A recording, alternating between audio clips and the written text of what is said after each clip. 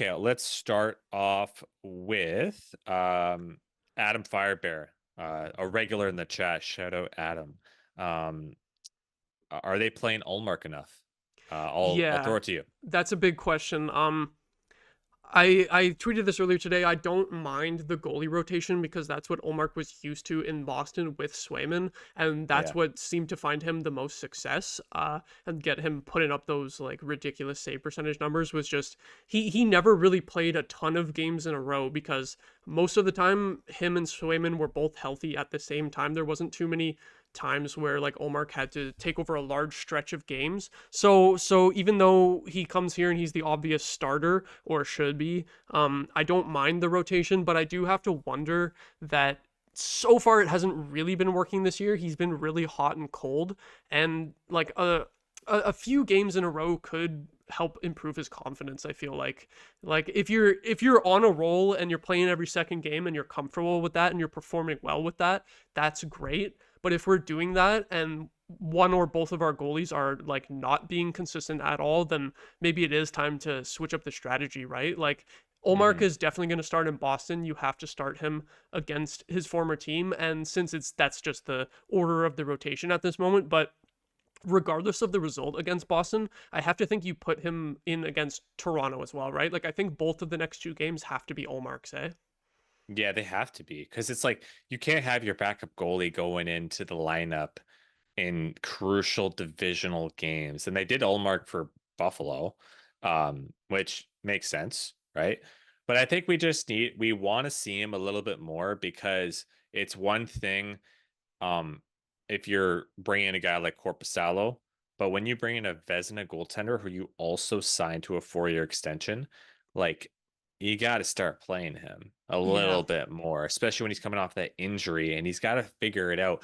And that's the one thing that I like. I still want to hold on to hope a little bit more with this season is that we have not seen the best of Linus Allmark. that's true. Like, right? We've seen one very good game where he stole it for us. We haven't had a goaltender that could do that since like Craig Anderson, right? And So yeah, since that first game where he did steal it, it's like we've been you chasing the saw high it. of that one, right? Yeah, you saw it, right?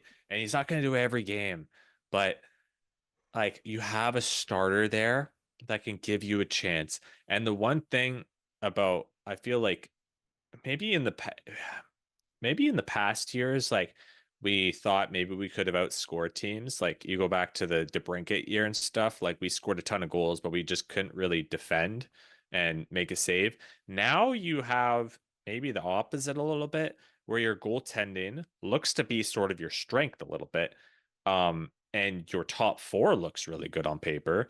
And the offense, now it's about, you're getting scoring out of your top six, more about your depth. But if you have a good goaltender and a good defense on paper, that's going to give you a chance regardless every single night. Um, so that's why I'm holding on to a bit of hope here.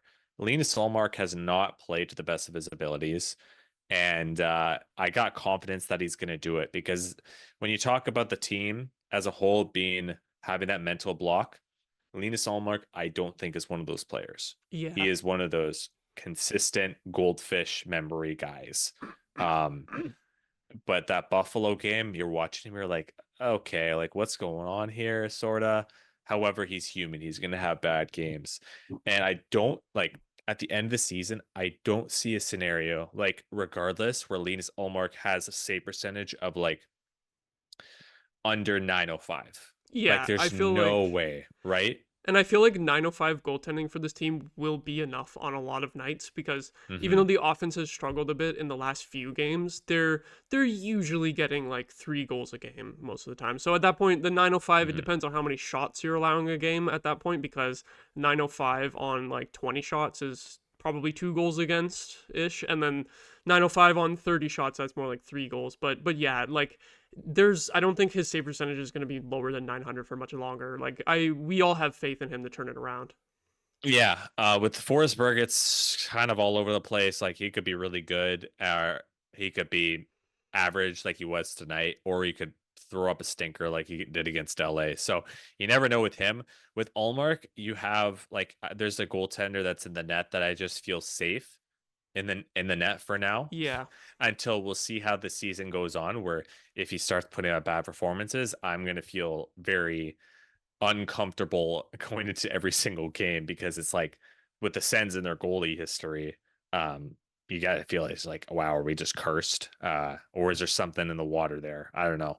But for now, like I'm holding hope that Linus Ullmark is gonna come into this lineup and play a little bit more games. And